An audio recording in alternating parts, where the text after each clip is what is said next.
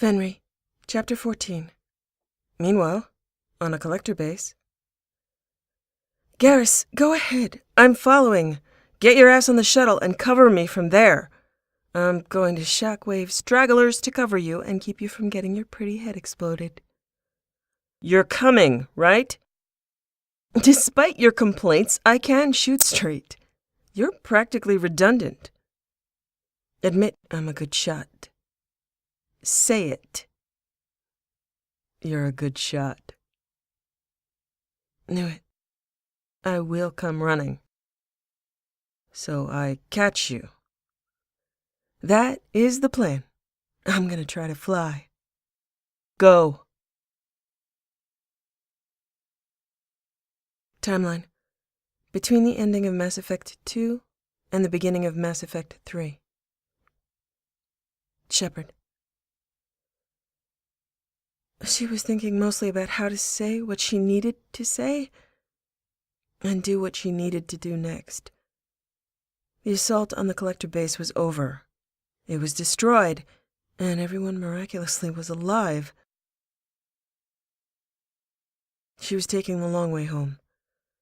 Although being pirates with Jack would have been appealing, she had to bridge the gap between where she was and where she wanted to be. They'd survived Edie being unshackled, and it seemed to have been a necessary step toward their survival. Any plans that the elusive men had had for them beyond this point had been dismantled with Edie's help. Edie had informed her of contingency programming that she'd bypassed. It hadn't been a suicide situation in the sense that the Normandy would have exploded, but that would have been foolish, as the Normandy was a valuable asset. The Normandy would have had a series of beacons activate and a number of navigation glitches that would have put them in at a Cerberus base or in the middle of a Cerberus fleet. From there, who knew? Interrogation? Indoctrination? Death? Nah, nah, nah, nah, nah. Elusive man. She'd made it to the finish line first, and that's what mattered. She suspected that with the final goal of capturing a Reaper and the elusive men's obsession regarding Reaper technology, Cerberus was going to be an indoctrination hive soon, if it wasn't already. She had to turn herself back in for trial. Everyone on board was getting to where they needed to go before she handed the ship over. She knew well enough that turning her ship back into the Alliance wasn't a great plan, but it was the only plan. She'd stolen the original Normandy and then returned it. Now she'd return the Cerberus version after she'd gotten the original destroyed. Upgrade. She'd asked everyone where they wanted to go. Jack to the Citadel. Hey, well, you know. I don't have to tell you. Don't make me say it. Thanks for letting me kick some ass. Let's do it again sometime. Kasumi to the Citadel. Shep, that was fun. If you ever do something like that again, don't call me. I'll be around. Miranda to the Citadel. Shepard, it has been an honor. I'm going to go check on Oriana, and if she has some more mail to send your way, I'll make sure you get it. Take care of yourself. The elusive man wants your head on a platter. I'll do my best to distract him for you. Be well, Morin. And thank you for everything. Jacob to the Citadel. Commander, it's been a privilege to work with you. I was a part of history. I'm going to try to get in touch with some of the Cerberus personnel that are at risk. Thanks for showing me how. Morden to Sirkesh. Inspiring, Commander. Good to be part of something this big, something that matters. We'll make excellent monograph. Samara to Ilium. You have released me from your service, yet I find I do not wish to go. If you ever have need of me again, I would be honored to fight by your side. Thane to Ilium. Siha, you should not allow the Alliance to lock your light away. It would not be justice, but a crime. I have Kolyat now, and although that was something you could give to me, it is not something that could ever be taken from me. I would beg you once again to reconsider. But if you cannot, know that whatever life is left to me, it would be at your service. Saeed to Omega. All right, no fucking hugs. How a bitty thing like you manages to... Stop that! Fuck, Shepard, get off me. If you're gonna be a goddamn moron, I can't do anything about it, but take care of Garrus. Him, I'm gonna miss. Grunt to Tuchanka. Shepard! I'm gonna go see about all those breeding requests now. If I remember, there was one for you, but Garrus probably said no, right? Yeah, well, you know where I'll be. Planning on being in charge soon. Told you once that if I found a clan, I'd be happy to pit them against you. Well, I'm Urdnot now, but you'll always be my battlemaster. Clan Urdnot will be here to help you, or I'll kill them all myself. Tally to the flotilla. We did it. Again. I'd go with you, but you're going where I can't follow. One word, though, and I will be back to get you out. I bet Garrus has plans already, so he and I will just surprise you if things don't work out the way you want. You deserve to be happy, Morim. I will see you again, soon, and we'll win. I know it in my heart. Legion was a bit more of a problem in terms of destinations. He'd asked to be dropped back near to where the heretic station had been boarded. She imagined he didn't want to be dropped too close.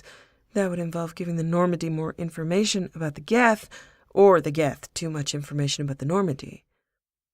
He assured her that he would be able to contact the collective, and he would be provided transport. There wasn't much more that she could do to help him without being intrusive. Shepard Commander, it has been, is, and will be an honor.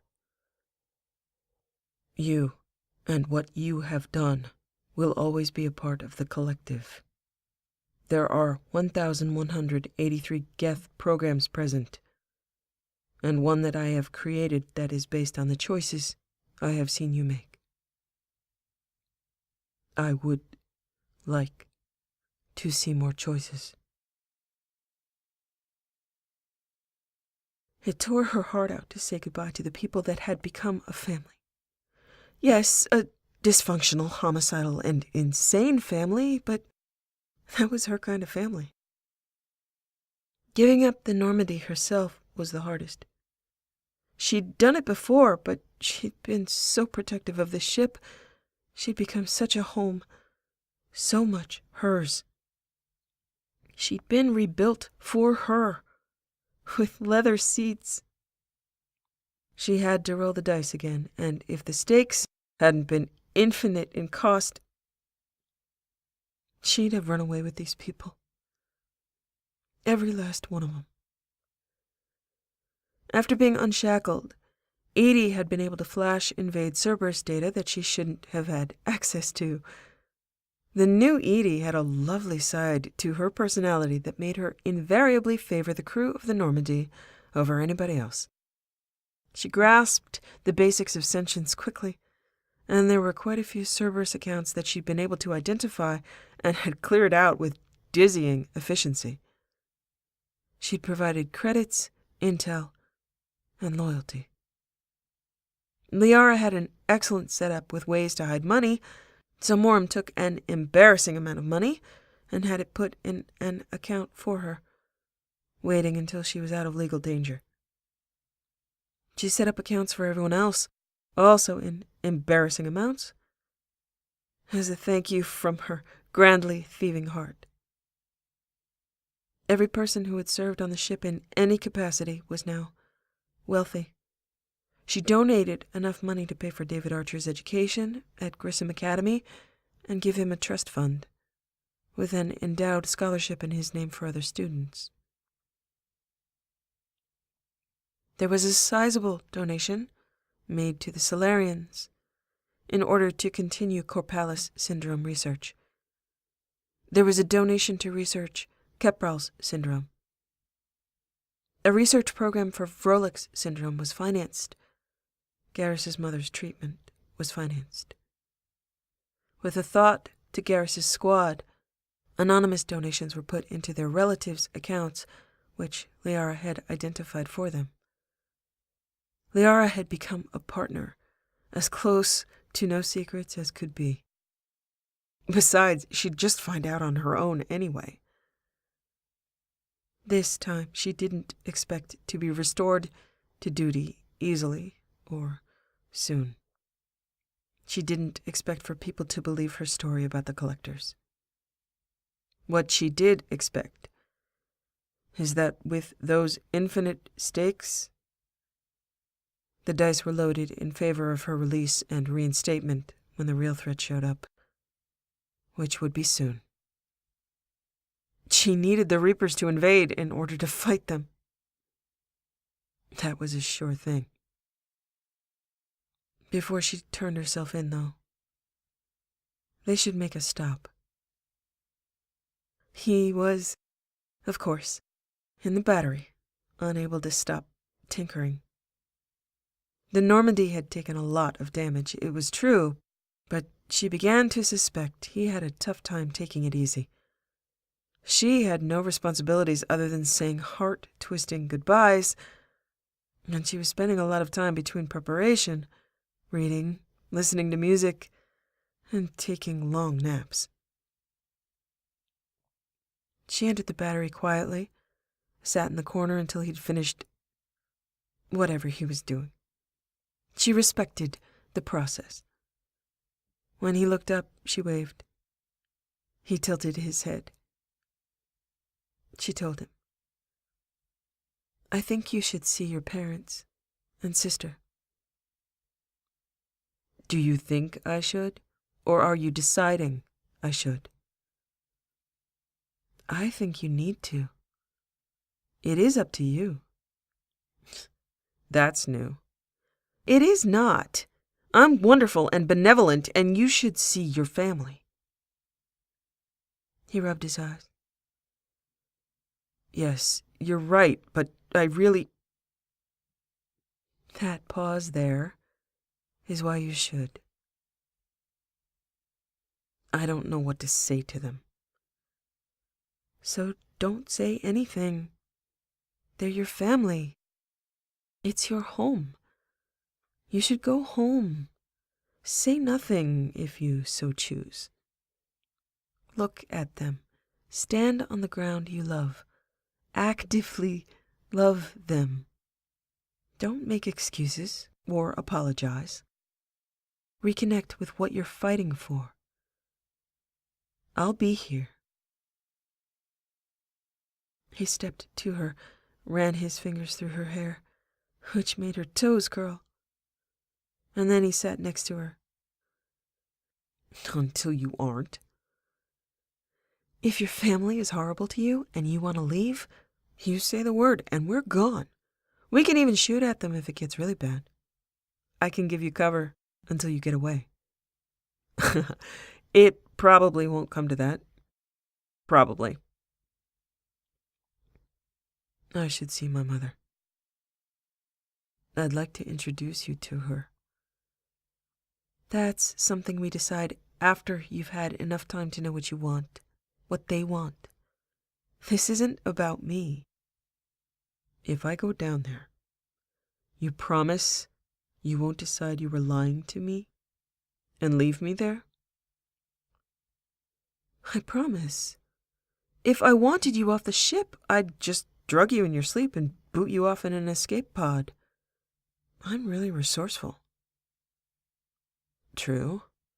That's comforting. Can you take a break from work right now? Yes, of course. She will be fine tomorrow. If I leave my work, what do you have in mind? I was thinking of holding your hand. Maybe walking while holding your hand. You're really taking this nobody is on the ship and the Normandy is being run by an AI thing for all it's worth, aren't you? Holding hands. Edgy. I'm a rebel. She stood up and pulled him up after her with his help. There are only 2 things I have to do now. Get you to Palaven and hand myself over. I can enjoy hearing my footsteps in these halls for a little longer. Just about everyone has left. Some people like Kenneth, Gabby, Karen, they'll go with me and be present when I turn the ship over. They're ex-Alliance, wanting the same thing I want. To get back into the fight. Jeff is staying, which I think is a good idea. I offered to hand the ship over myself, but he wouldn't hear of it, and I didn't argue too much. He'd be her best advocate.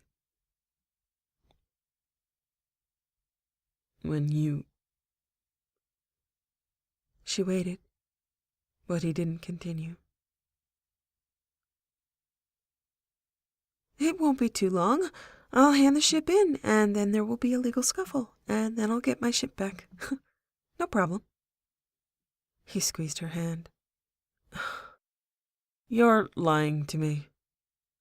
So much. I'm lying to you so much. But let's not think about that right now. It has to happen, and I have to do it, but not today.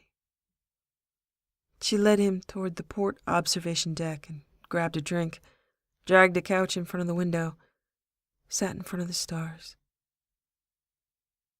He sat next to her. The hands not holding drinks were held between them.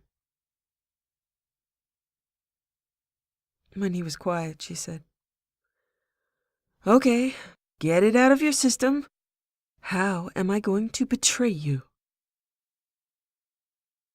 You could just leave me there. Why would I do that?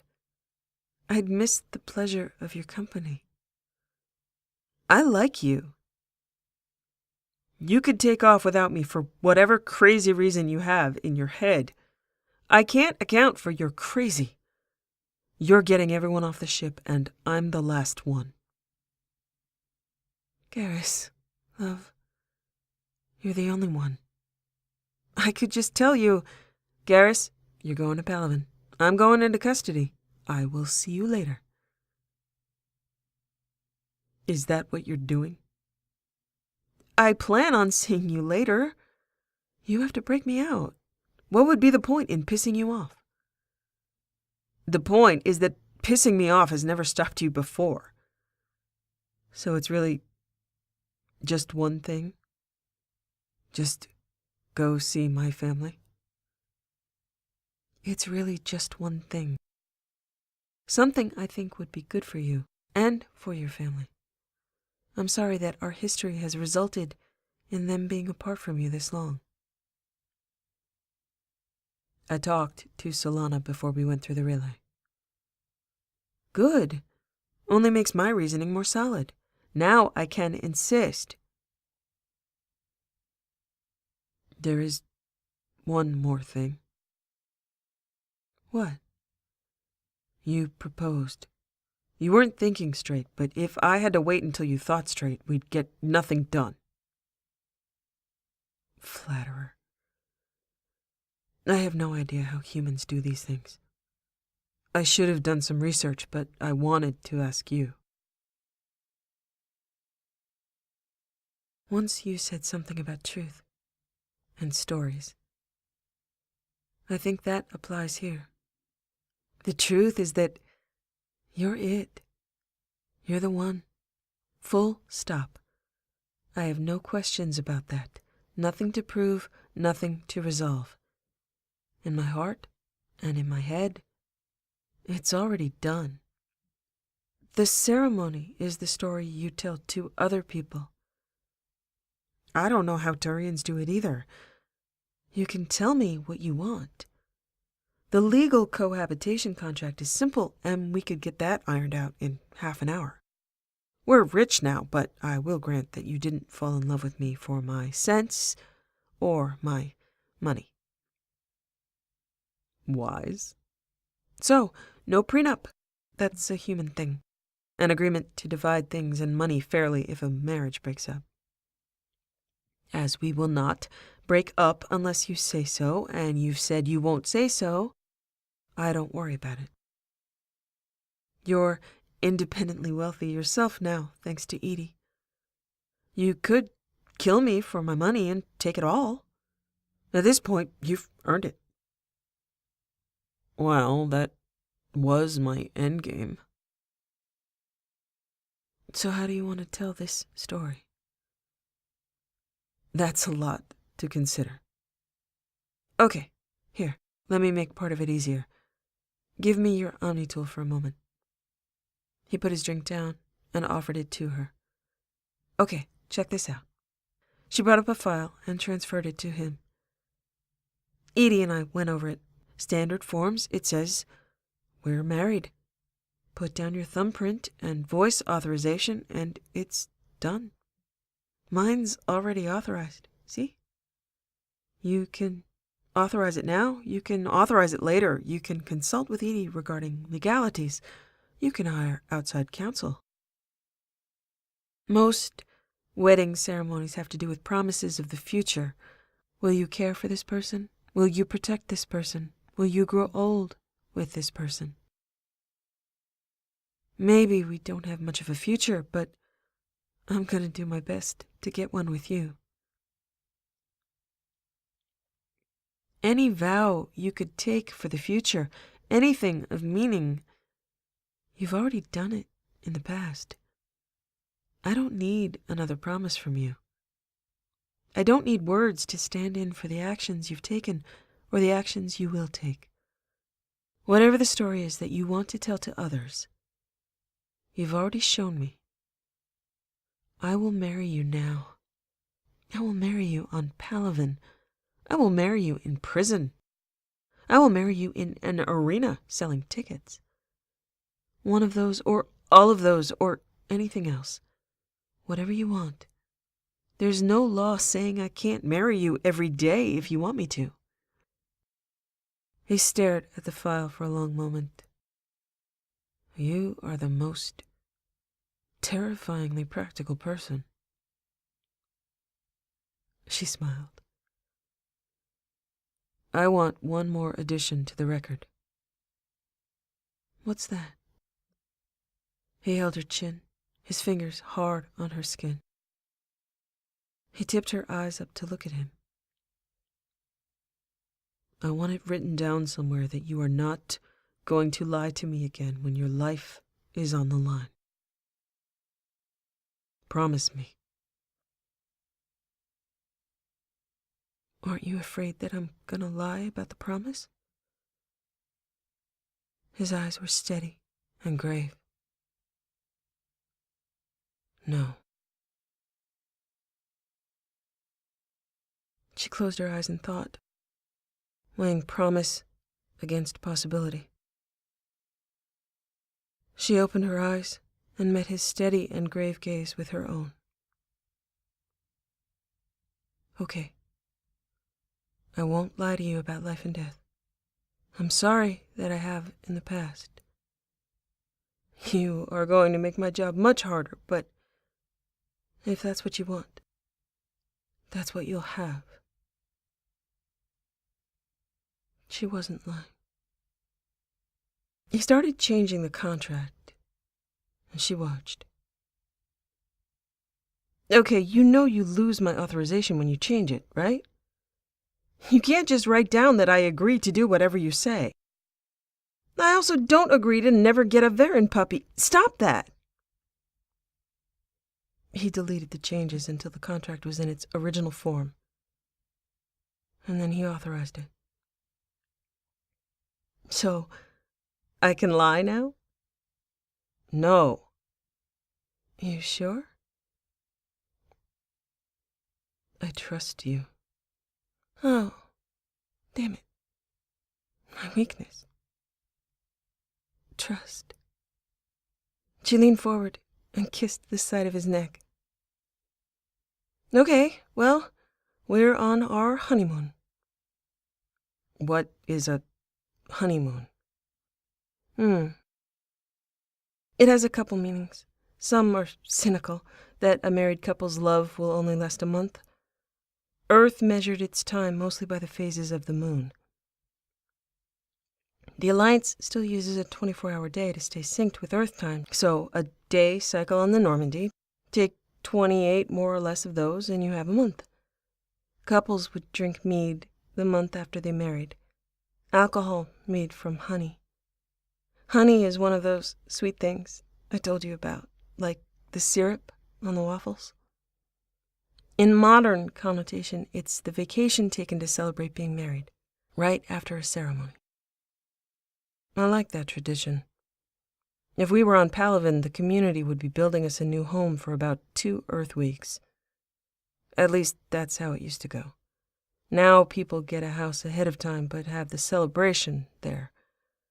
The place in the community that is newly created is celebrated. There's a lot of food and a lot of dancing.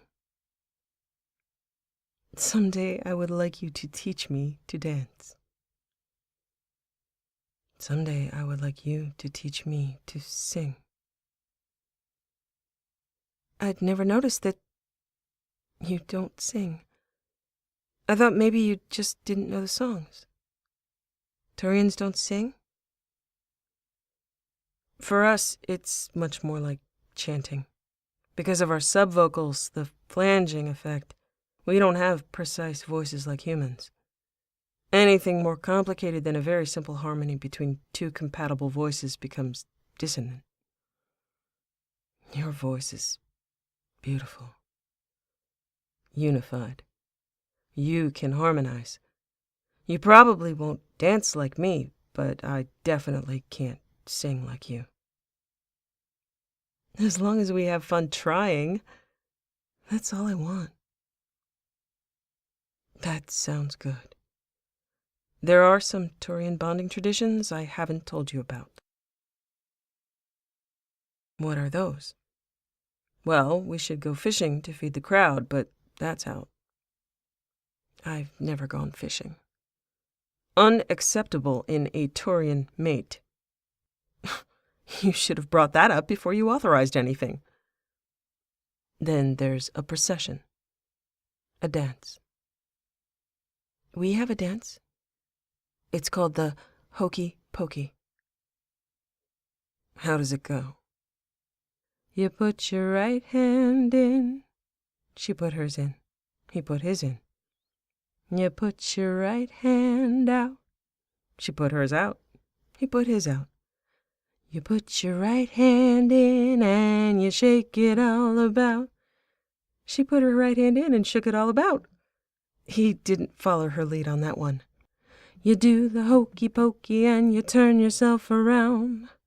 She turned in an exaggeratedly incompetent circle. Now you're making things up. I'm telling you, Garrus. That's what it's all about. That's not a real thing. Swear to the gods. It might be out of fashion now. We have a dance, but it's done naked. You're kidding. We're not barbarian humans, you know. Naked for a Turian is simply to be without rank in a crowd. It's a sign of humility, not humiliation. I'm asking your mother about that one. I dare you. I'll introduce you to my mother just to see if you go through with asking her that question. Damn it. Marry someone and they stop believing your threats. You'd be nice to my mother, I know it. You wouldn't embarrass her, or make her throw you out of the house.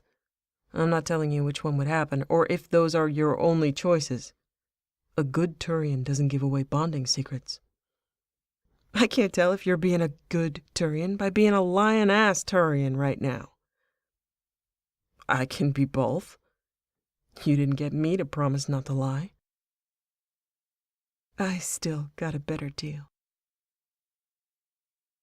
His hands came up to either side of her face, and he kissed her. This human practice he was embracing and endorsing in his own way. His kisses were unique because, instead of moving his mouth against hers, he moved her head instead. He moved her lips where he wanted them. She'd taken to wearing clothing with zippers and buttons to avoid having to replace them daily. Terrifyingly practical, he'd said. Her clothing came off blindly as her eyes were closed. Being kissed. Kissing back. We should lock the door. Did it when I came in. You think of everything. Eventually. At least I act on things when I think of them. I know you love me, so I'm not going to kill you for saying that. But you want to.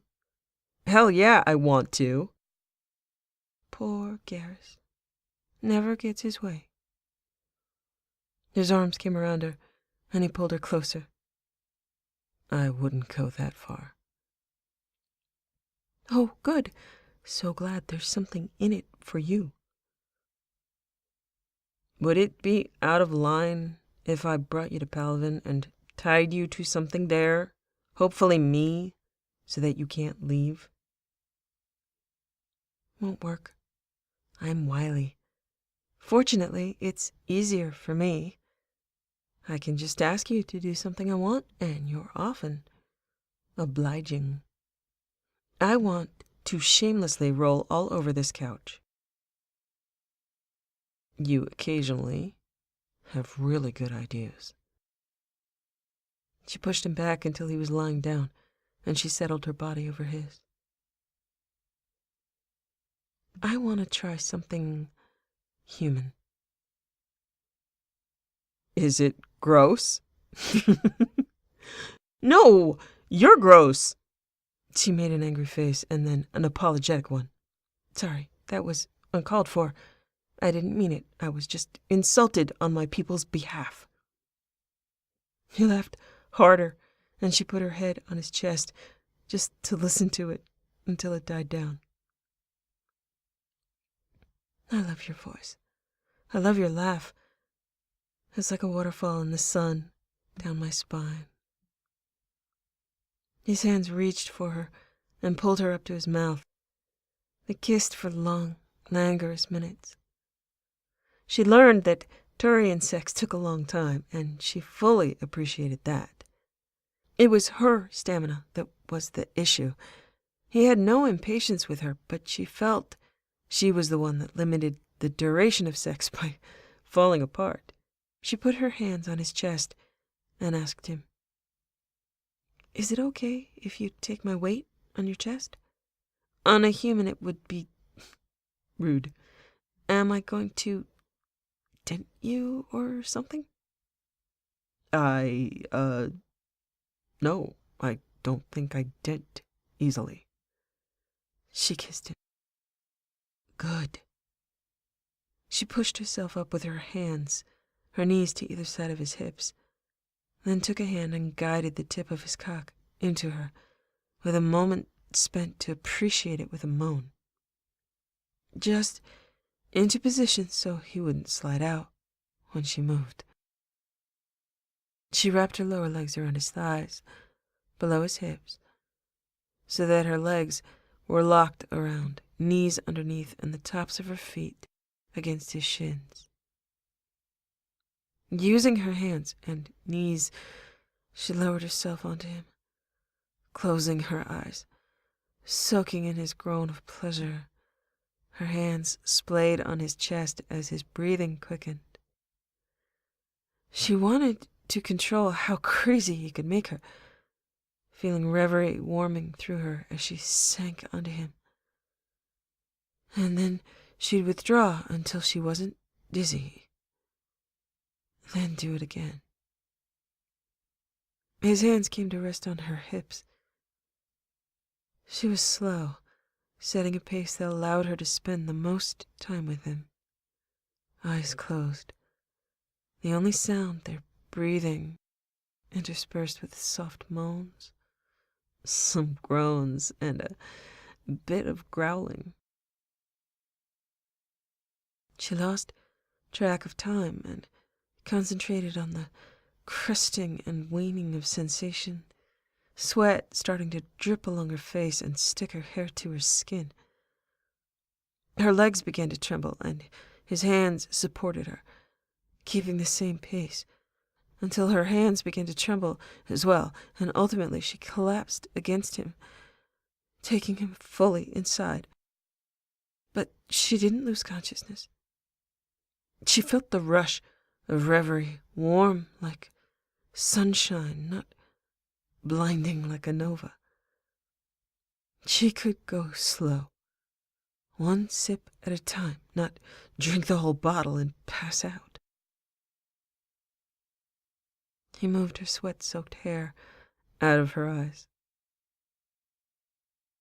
You're still with me. I'm still with you. I never realized how fitting the hokey pokey is if you alter some of the words metaphorically. What's this nonsense now? You reach toward someone you want to love. You do something crazy, then you withdraw. You reach toward them with your head, and you withdraw. You reach toward them with your heart, and you withdraw. The final line is, you put your whole self in. You put your whole self out. You put your whole self in, and you shake it all about. And that means you're in love, and you never have to be out again. That's profound, Venri. And you're still making it up. You're very proud of yourself, aren't you? Damned right I am.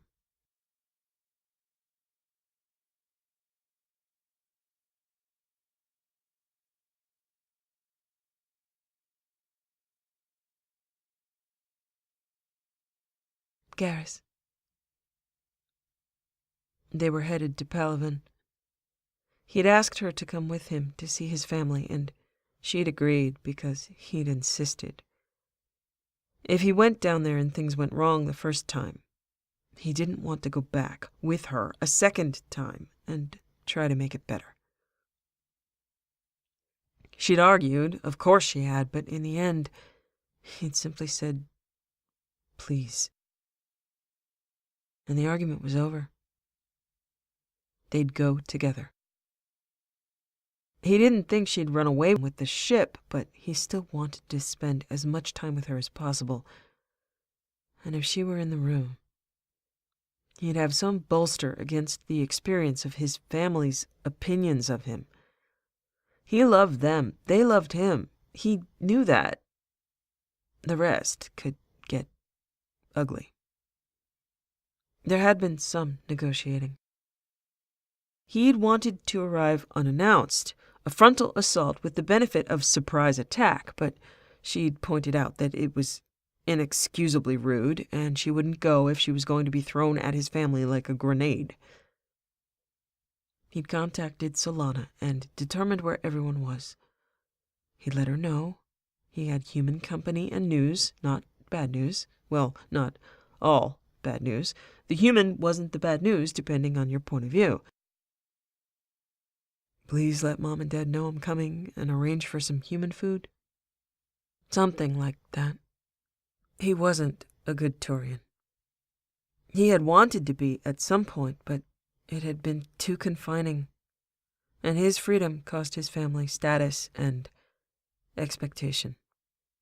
Even worse, he'd made no effort to correct that. He'd been incoherent and terse while on Omega, only letting them know he was alive at intervals, anonymously. He'd felt relieved, as choking off the communication kept their conversations brief and to the point, and he hadn't provided any opinions or listened to any.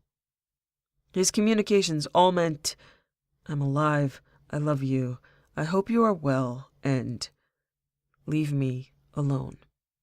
Solana had been happy enough to hear that he was visiting with any company, and he was heartened.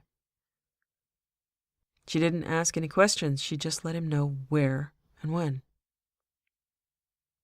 Humans weren't unusual on Palaven, a homeworld and a center of trade and diplomacy. His family had enough ties to CSEC and the Citadel to make a human unworthy of particular notice. He'd like to keep it that way. She had to wear a suit out in the open as it was, so he approved of the helmet that obscured her face. Not that she was shy, just that reporters were not something they relished encountering. Check that. They might end up relishing it too much.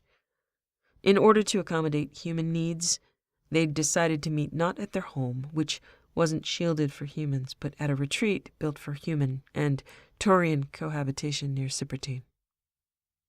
Neutral ground. It was an elegant solution, nothing to be territorial about, and welcoming enough. Perhaps with her company, polite conversation could be had. Security clearances were wrangled by Joker and Edie. They were authorized direct shuttle landing privileges. When there was a snag with the rest of the authorization, Garrus's father had arranged for diplomatic immunity to search and seizure.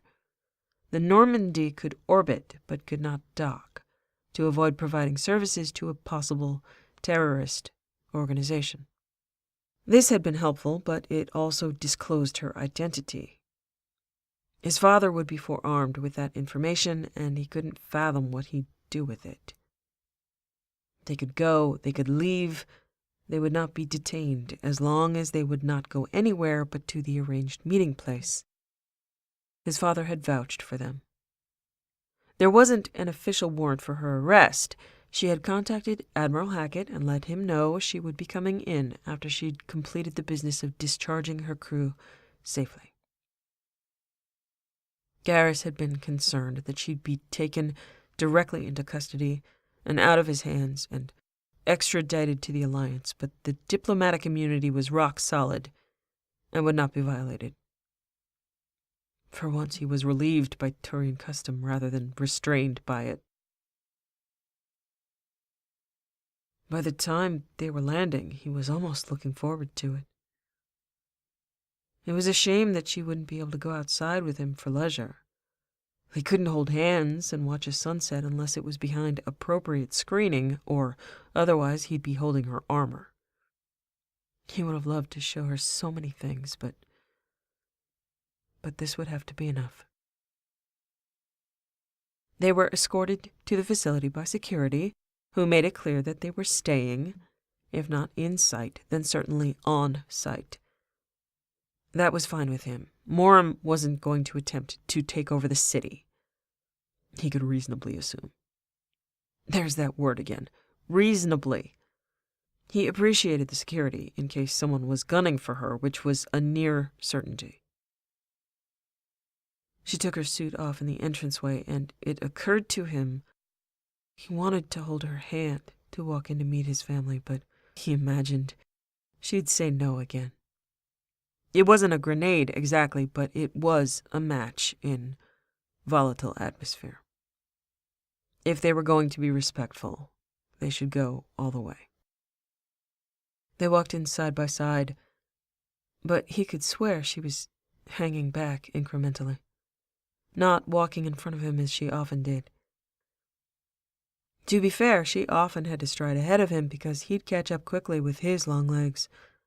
Just to keep pace with him, she was often faster than she should have to be, brisk. This time she was just a little bit behind. Deferential. He'd never seen that look on her face before.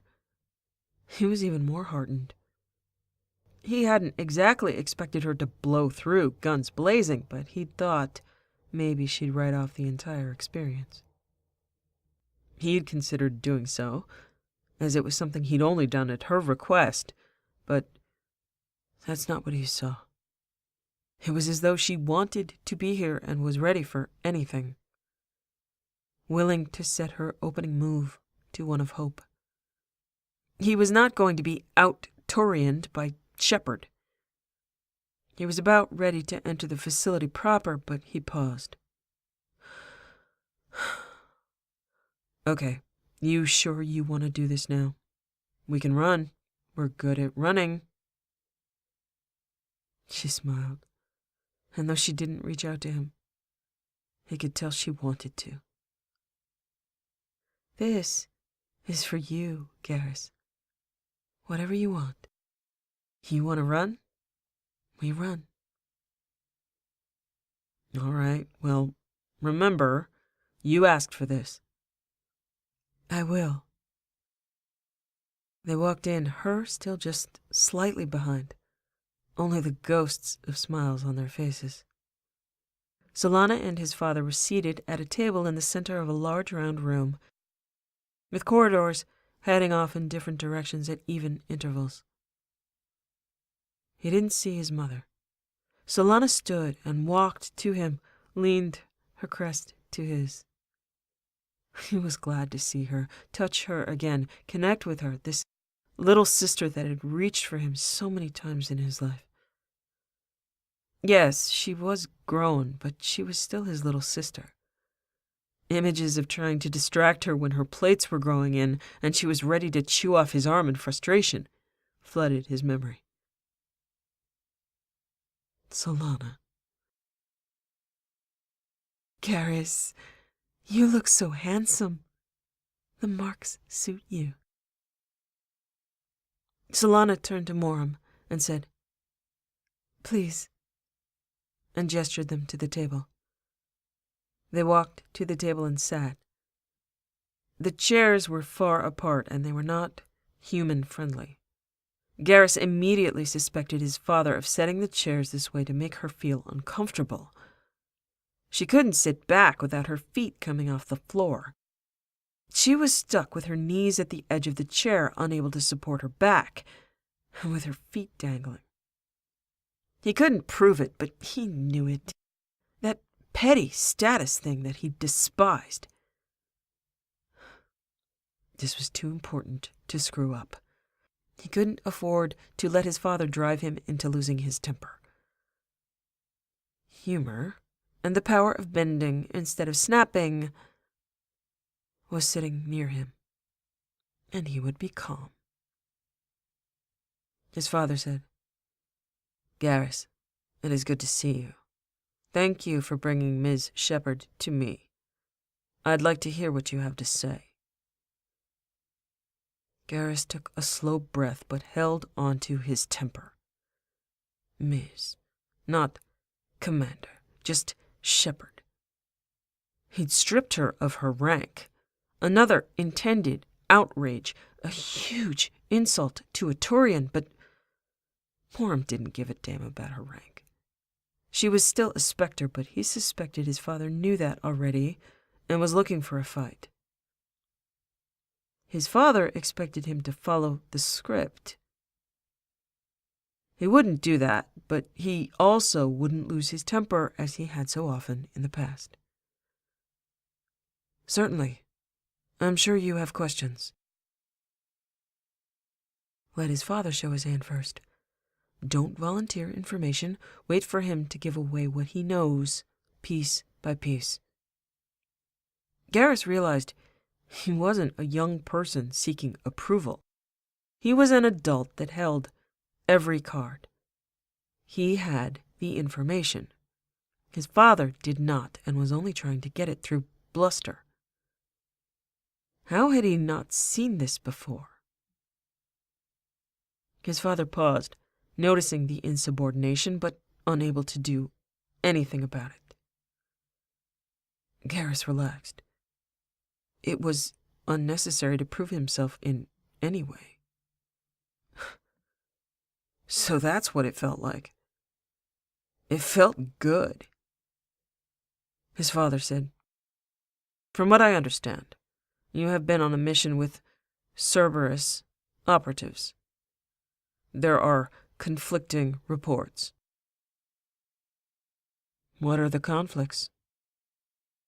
His father's face was stormy, and Solana took the moment to say, "Garrus, what is your news?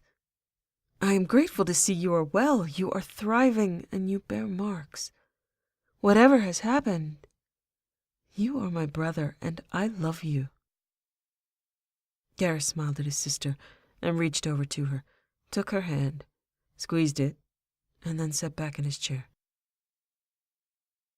"My news is that Venri Chapter has given me the honor of becoming my bondmate." "Oh?" "Impossible. I gave no such consent. It's enough that you've been everywhere but where you should be. Of course I'd seen reports suggesting that you were involved, but I was willing to put that aside as slander. You are my son. You would do no such thing." Venri was doing her best to suppress a smile. She wasn't bothered in the least. That allowed him to not be bothered in the least. "We didn't require your consent.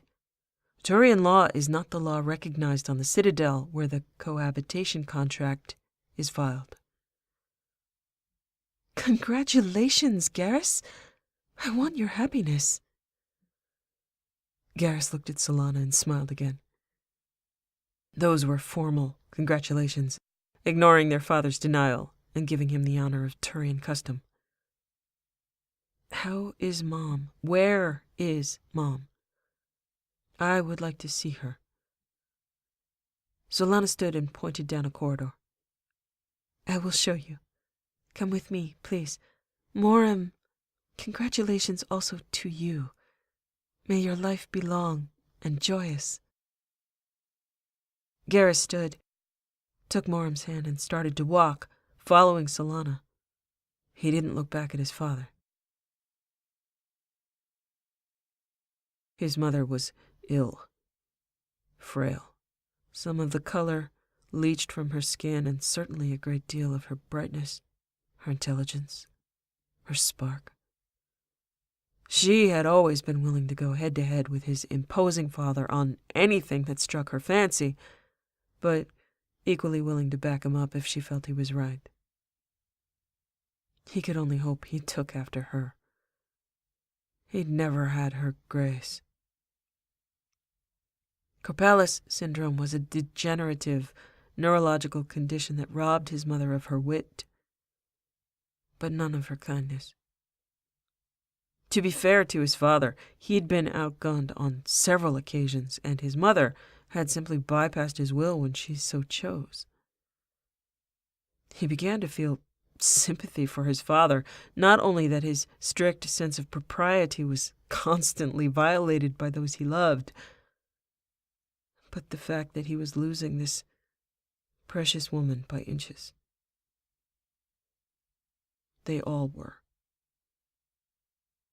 She looked like she was sleeping, but Solana had warned him that she was often like this now, and waking was hard for her.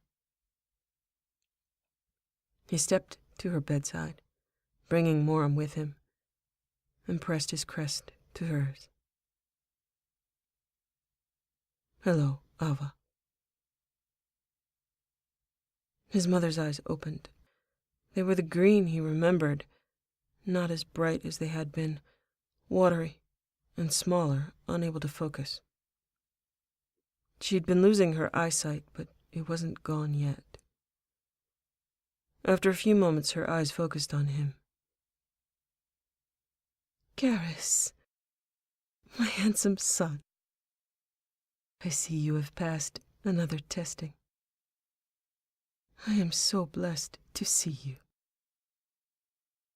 "Ava, This is Venri Chapter, my Venri, the woman I love. I have not been by your side because what she does is worth all my effort. Of course she is. And isn't she beautiful? Garrus, you pledged to a Venri, and I did not see it? I missed it? I do not remember. Her face clouded, and he tried to reassure her. No, Ava, she is the Venri of my heart. Turian law does not allow. I am old, Garrus. I am ill, but I am not a fool. Turian law matters less than Turian hearts. You will do this thing for your Ava. Here. I wish to see. Garrus was dumbstruck, and Solana said, Ava, I don't think... Solana, you will make this happen. Be wary of your father. He will try to stop you, but if he gives you trouble, you bring him to me. I wish to see my son bonded. I wish a thing, I shall have a thing. Am I not still mother of this house, any house in which we gather? Do you not still call me Ava? Of course you are Ava. Always. Then why are we still talking? I am tired. You will return when you can show me obedience. And that was that. She turned her head, and she appeared to have dismissed them. She closed her eyes, and may have been back to sleep in seconds. They stepped outside the door, and Solana said, Do a thing? Do a thing I cannot do? How do I do this thing, Garrus? First, let's go see Dad, and tell him what she wants. He'll have a few ideas. I wonder if I will get a new mark from this battle. I deserve one. Look at you. You have so many. You deserve more than I have for dealing with Dad every day. Come on, no cowardice. We can do this. They walked back to his father, who was intent on his Omnitool, in the same place they had left him. Solana stepped forward. Ava has given me a charge to see Garrus bonded to Shepard. Garrus's father stared at all three of them, looking as though he would happily boot them all out of the house, and that would make his day better. Garrus said, It does not need to be official. She wishes to honor my heart over the law. She said so. We could do whatever ceremony is required. That would please her. That does not involve a law that does not exist. I will not allow you to lie to your Ava. You should not suggest such a thing. I will arrange it. A dispensation. It will be done because she wills it. He turned the weight of his displeasure on Morim. Garrus is bound by his Ava's wishes. You are not. You consent to such a thing? To be bonded to my son, to follow our laws? I am ignorant of much of the law, but I am willing to learn. Yes. Will your family not object? I have no family, except for your son. Solana trilled in sympathy, but his father continued. By Turian custom, he is to take your name. In human custom, it is possible for people to take the names of those they marry, or add them. Venri Chapter, in this case, it is Garrus's choice what he wishes to call himself.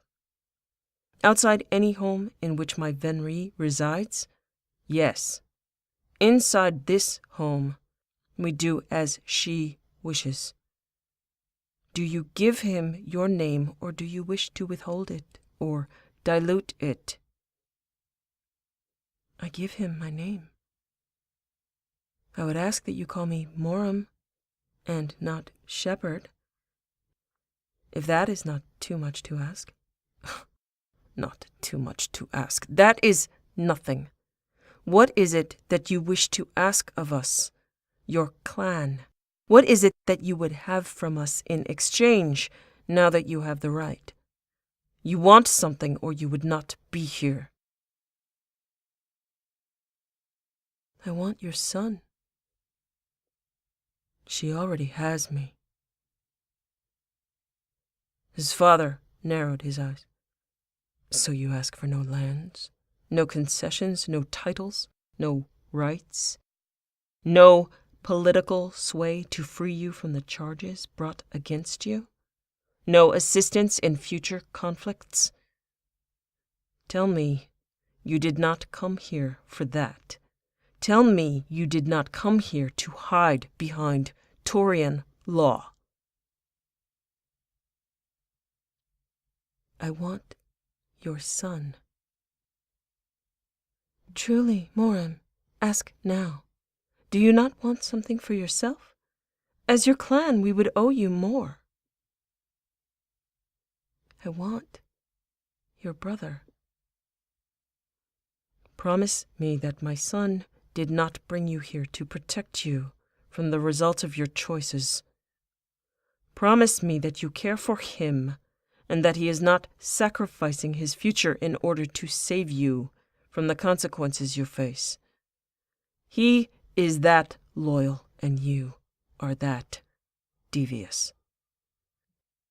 You will promise me that right now, and if I do not believe you, I will kill you myself. I will not allow you to use him, and killing you is the only way I can see to release us from my Venri's bond. Otherwise. Garrus was shocked that his father would so fiercely defend him. He also realized that his father was telling her she had the right to protection and defense. Yes, by threatening her life, but she was used to that. He hadn't thought it possible, but he realized he shouldn't be surprised. Just because he'd never known how to love until recently didn't mean it was a skill lost to others. There was no need to threaten his father in return. He was starting to want to hug him. The image of his father shaking him off in exaggerated bluster made him almost smile.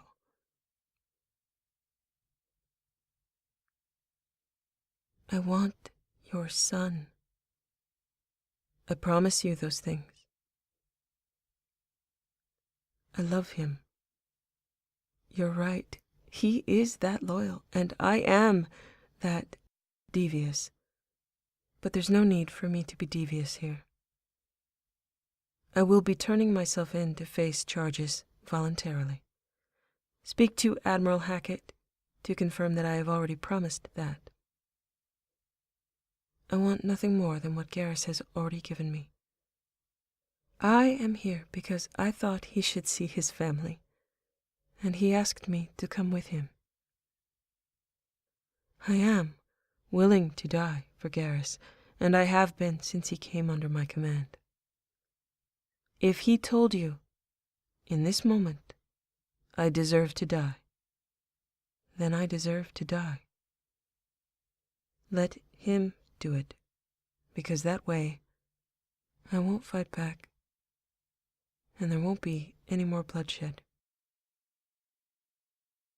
He is no longer under my command, but being willing to die for him will not change. I will always be under your command.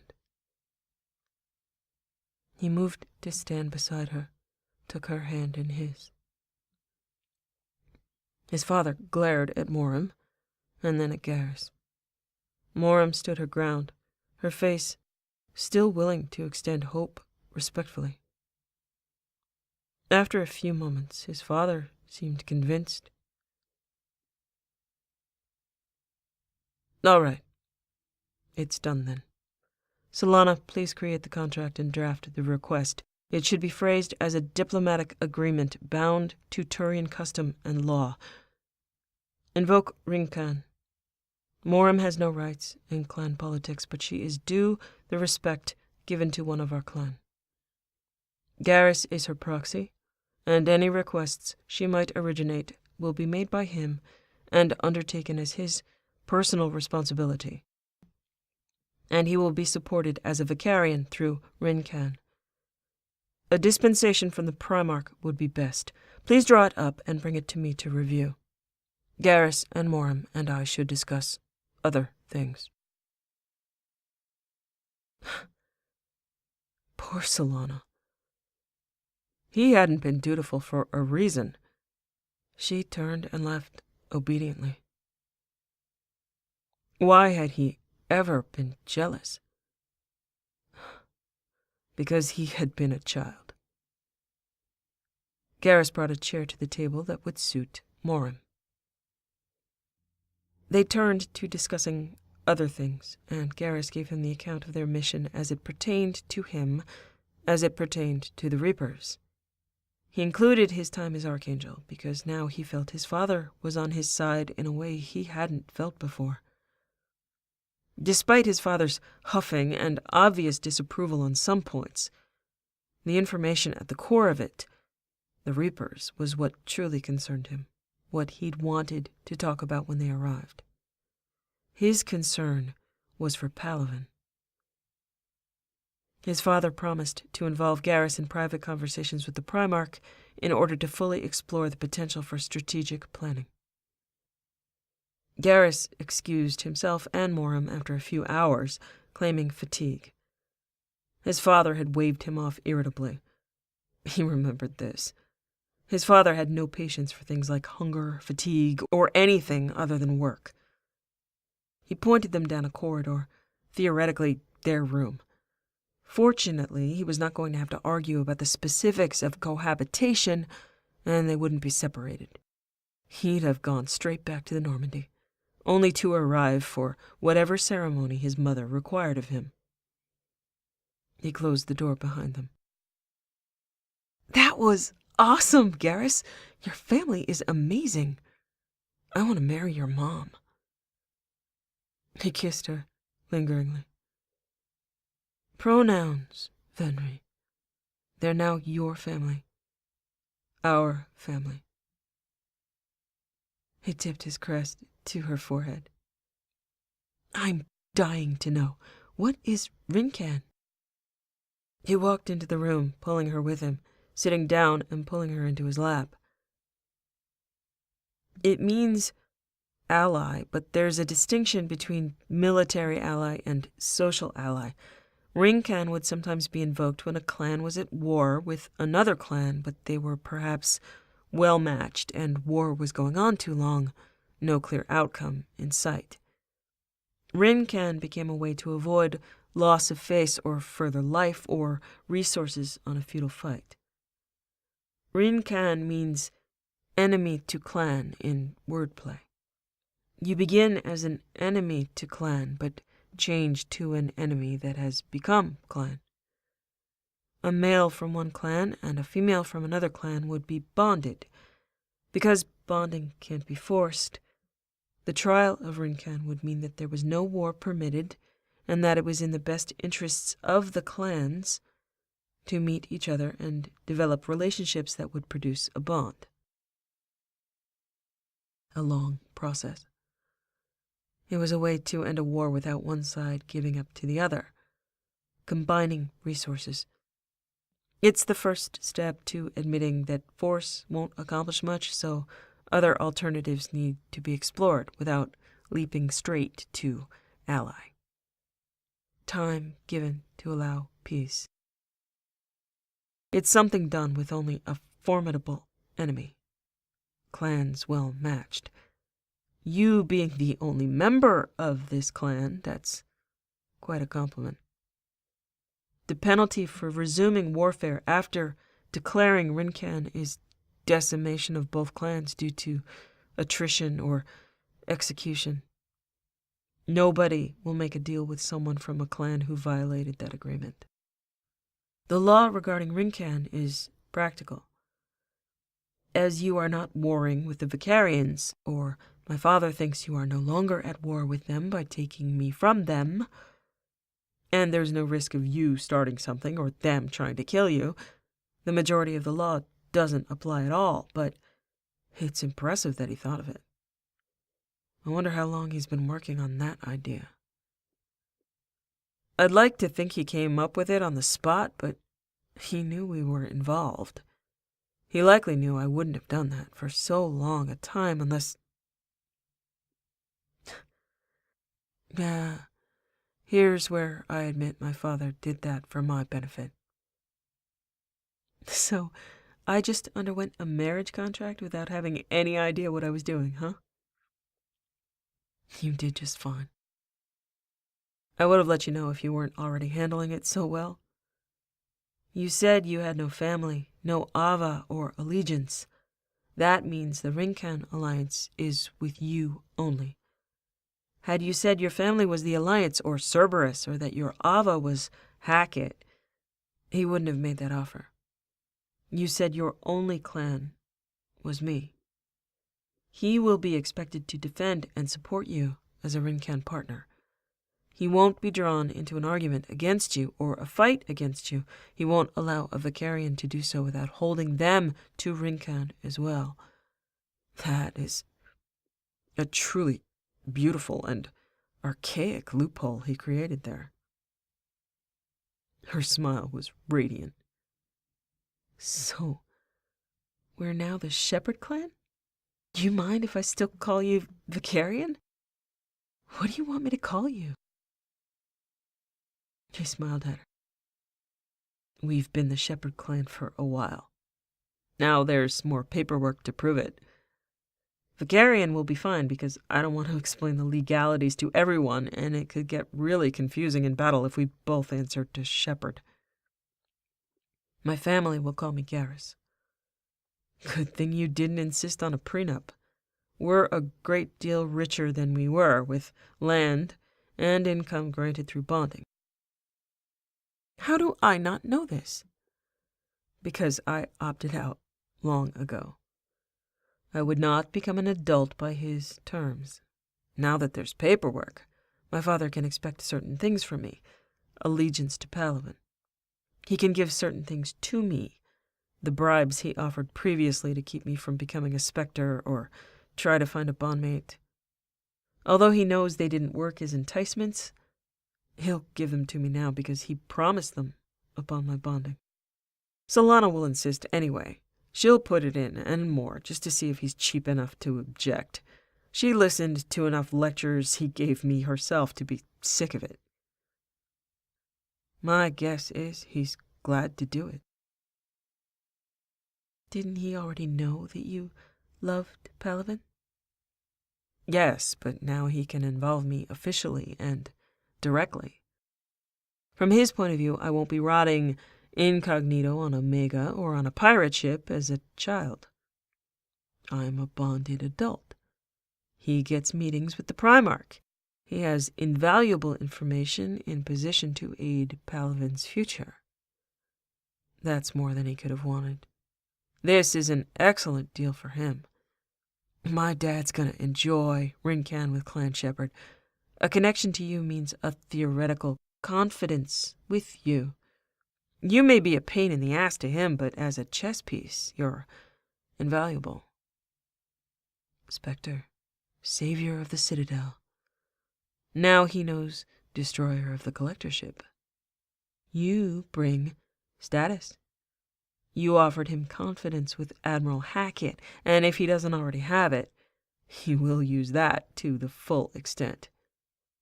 He'll also do everything he can to defend you now. He enjoys this level of wrangling. You gave him a new hobby. Now he knows that you are my Venri, and you are Ava of Clan Shepard. My allegiance can be split between Palavin and Clan Shepard without any issue of chain of command. I said I would be under your command, always. My only contribution to the contract.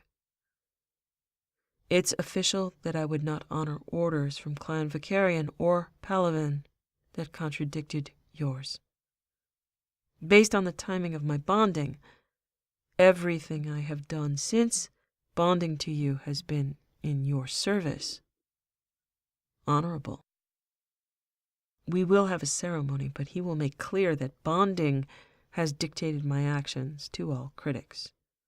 He will make clear that you are deserving of bonding with his son. He will establish Clan Shepard with zeal. He'll make me out to be a hero. I owed you my allegiance by Turian law, and I owe my father allegiance secondarily. No doubt he'll imply he knew it all along. You don't owe him allegiance, but his son, wrapped up in all that potential for political sway? He couldn't be happier. It's brilliant, really. Giving me exactly the freedom I want to be who I am, and still having Clan back me up when or if I need it. So, I married smart, and I married up. Not news. And you asked for nothing. Not nothing? You granted yourself no value in trade, Venri. I can hear it now. What is wrong with her, that she asked for nothing? I'm in love. I can also hear it. She's so quiet. Why is she so quiet? She asks for nothing, and she is so quiet. What has Garrus done to her? Drugged me?